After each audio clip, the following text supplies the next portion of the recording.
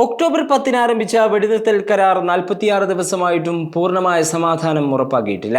അൽ ജസീറയുടെയും മറ്റ് വാർത്താ ഏജൻസികളുടെയും റിപ്പോർട്ടുകൾ പ്രകാരം ഇസ്രായേൽ 497 തവണയിലധികം കരാർ ലംഘിച്ചു.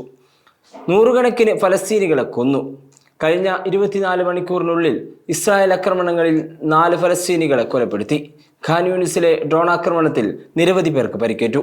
വടക്കൻ ഗസയിലെ ജബാലിയ, ബെയ്ത്ത് ലാഹിയ പ്രദേശങ്ങളിലും തെക്കൻ ഗസയിലെ റഫ, ഖാൻ യൂനിസ് ഭാഗങ്ങളിലും ബീരങ്കി വെടിവെപ്പ്, വ്യോമാക്രമണങ്ങൾ, ഹെലികോപ്റ്റർ ആക്രമണങ്ങൾ റിപ്പോർട്ട് ചെയ്യപ്പെട്ടു.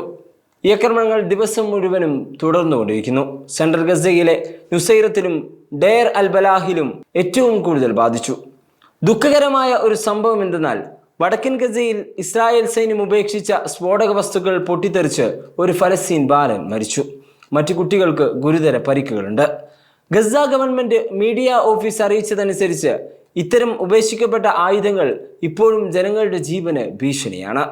സെൻട്രൽ ഗസയിൽ പോലീസും റെഡ് ക്രോസും ചേർന്നുള്ള പരിശോധനയിൽ ഒരു കുടുംബത്തിലെ 8 അംഗങ്ങളുടെ മൃതദേഹങ്ങൾ കണ്ടെടുത്തു. വെടിനിർത്തൽ ആരംഭിച്ച 1.5 മാസത്തിനിടെ ഇതുവരെ 582 മൃതദേഹങ്ങൾ കണ്ടെടുത്തു. എന്നാൽ ഗസ ആരോഗ്യ മന്ത്രാലയം പറയുന്നത് 9500-ലധികം ഫലസ്തീനികളുടെ മൃതദേഹങ്ങൾ ഇപ്പോഴും തകർന്ന കെട്ടിടാവശിഷ്ടങ്ങൾ ഇടയിൽ കുടുങ്ങിക്കിടക്കുന്നു എന്നാണ്. മൊത്തം മരണസംഖ്യ 69,000-ലധികം. ഇതിൽ 20,000-ലധികം കുട്ടികളും. 2023 ഒക്ടോബർ 7 ഹമാസ് ആക്രമണത്തിൽ ബന്ദിയായ ഒരു ഇസ്രായേലിയുടെ മൃതദേഹം അഴുകിയ നിലയിൽ ഗസയിലെ അവശിഷ്ടങ്ങളിൽ നിന്ന് കണ്ടെടുത്തു. റെഡ് ക്രോസ് വഴി ഇസ്രായേലിന് കൈമാറി. തിരിച്ചറിയൽ പ്രക്രിയയിലാണത്. നെതന്യാഹു ഹമാസിനെ കരാർ ലംഘനം ആരോപിച്ചു. കരാറിന്റെ ഭാഗമായി ഇനി 2 ബന്ദി മൃതദേഹങ്ങൾ കൂടി കൈമാറണം. ഓരോന്നിനു പകരം 15 ഫലസ്തീൻ മൃതദേഹങ്ങൾ ഇസ്രായേൽ തിരികെ നൽകണം. ഈ കൈമാറ്റം US നയിക്കപ്പെട്ട കരാറിന്റെ ഭാഗമാണ്. പക്ഷേ ദിവസേനയുള്ള ആക്രമണങ്ങൾ കരാർ ദുർബലമാക്കുന്നു. വെടിനിർത്തൽ എന്ന വാക്ക് നിലവിലുണ്ടെങ്കിലും ഗസയിൽ സമാധാനം ഒരു സ്വപ്നം മാത്രമാണ്.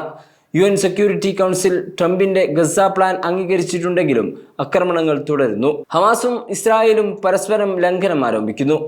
ഈ യുദ്ധം അവസാനിക്കേണ്ടതുണ്ട്. പൂർണ്ണ വെടിനിർത്തൽ പ്രാബല്യത്തിൽ വരേണ്ടതുണ്ട്. നമുക്ക് പ്രാർത്ഥിക്കാം, കാത്തിരിക്കാം. Waytonikah.com, the exclusive Muslim matrimonial site.